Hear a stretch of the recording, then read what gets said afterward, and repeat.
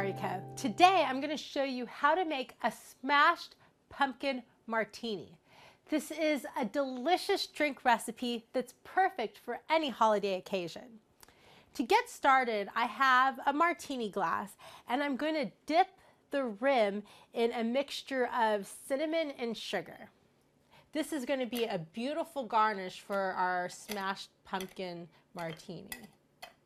And for this, I have about 3 tablespoons of sugar and about 1 teaspoon of cinnamon. In my shaker, I want to add a few ice cubes.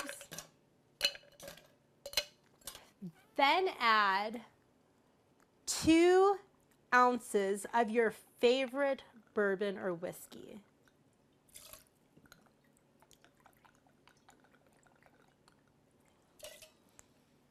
Add 1/2 ounce of your favorite almond liqueur. Add 1/2 teaspoon of heavy whipping cream.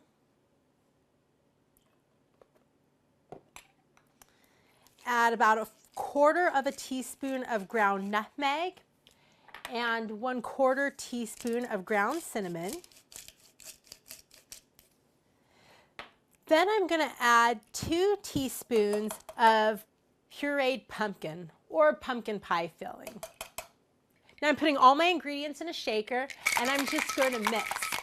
For the smashed pumpkin martinis, you're going to want to mix pretty well so that the pumpkin and the cream has a time to mix together.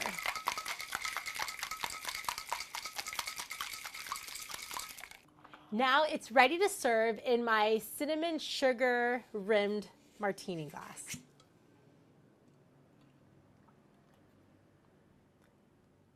And it smells just like pumpkin pie.